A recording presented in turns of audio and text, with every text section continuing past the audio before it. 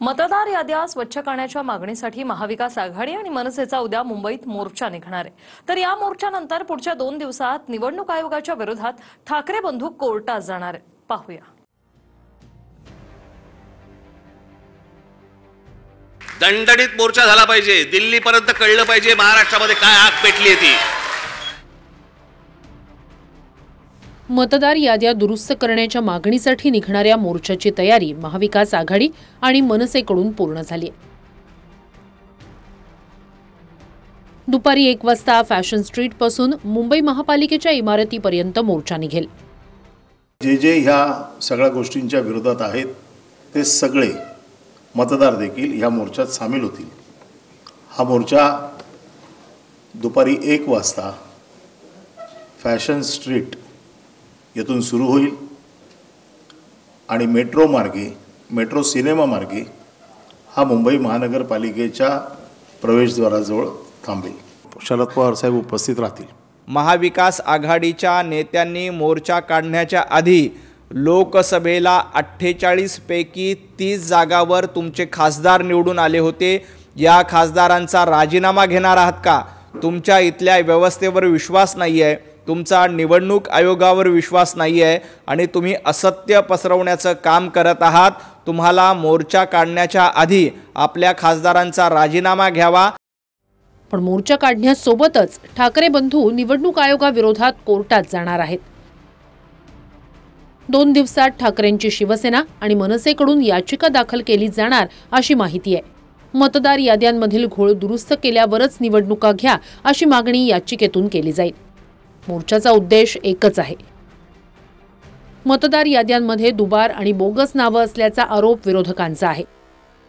एकाच नावाचे मतदार वेगवेगळ्या पत्त्यांवर असल्याचंही विरोधकांनी उघड केलं। त्यामुळे मतदार याद्या दुरुस्त केल्याशिवाय महापालिका आणि इतर स्थानिक स्वराज्य संस्थांच्या निवडणुका नको अशी मागणी महाविकास आघाडी आणि विरोधकांची आहे। महाविकास आघाडीतून स्वतः उद्धव ठाकरे, शरद पवार आणि मनसेकडून राज ठाकरे मोर्चात सहभागी होतील। पण महाविकास आघाडीतील मुख्य घटक पक्ष असलेल्या काँग्रेसचं अजून मोर्चात कोण सहभागी होईल यावरून निश्चित झालेलं नाहीये। अद्याप मतदार याद्यांवरून झालेल्या बैठका आणि पत्रकार परिषदांपासून प्रदेशाध्यक्ष हर्षवर्धन सपकाळ दूरच राहिले आहेत आणि मोर्चातही ते सहभागी होतील असं तुर्तास तरी दिसत नाही। आमच्या वतीने मी सांगितलं ना तुम्हाला की काँग्रेस पक्षाच्या वतीने बाळासाहेब थोरात आणि त्या ठिकाणी जे आहे आमचे ज्येष्ठ नेते त्या ठिकाणचे बाबतीमध्ये निर्णय घेतील कोण सामील होणार आणि कोण सामील नाही होणार। पण बिलकुल एक आहे की काँग्रेस पार्टीच्या वतीने काही नेते आमचे नक्कीच त्यामध्ये सामील होतील। नाही, मी असं सांगितल्याप्रमाणे की आमचे पक्षाचे जे प्रभारी आहेत रमेश चन्नेतलाजी, त्यांच्या तुम्हाला माहिती आहे की दुर्दैवाने आईंचं निधन झाले, त्यांच्याशी आमची या विषयावर चर्चा झाली। पण ते गावी असल्यामुळे आज ते त्रिवेंद्रमला त्या ठिकाणी येणार, त्यांच्याशी चर्चा करून या संदर्भामधलं आम्ही सांगू। मोर्चा मुंबईत असल्यानं ठाकरे बंधूंचीच मोर्चात अधिक छाप दिसेल हे स्पष्ट आहे। राज ठाकरे यांनी ही मोर्चात दणदणीत करा असं आवाहन केलं। सर्व महाराष्ट्रातल्या सर्व मतदारांना, माझ्या महाराष्ट्र सैनिकांना सर्वांना मी सांगतोय की या मोर्चात सामील व्हा। आज नोकरी होती, बॉसने नाही सांगितलं, बॉसला मारा।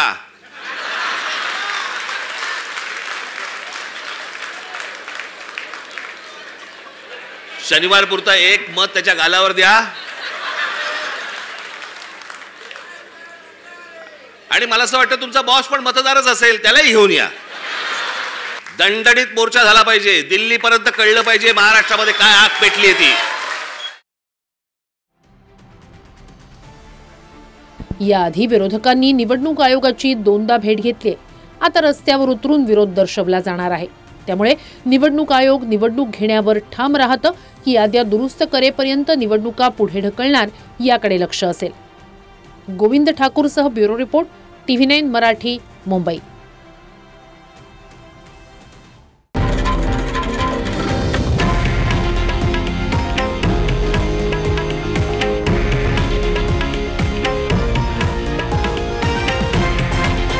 हे आहे देशातील नंबर 1 न्यूज नेटवर्क आणि आपण पाहत आहात TV9 मराठी, एकमेव।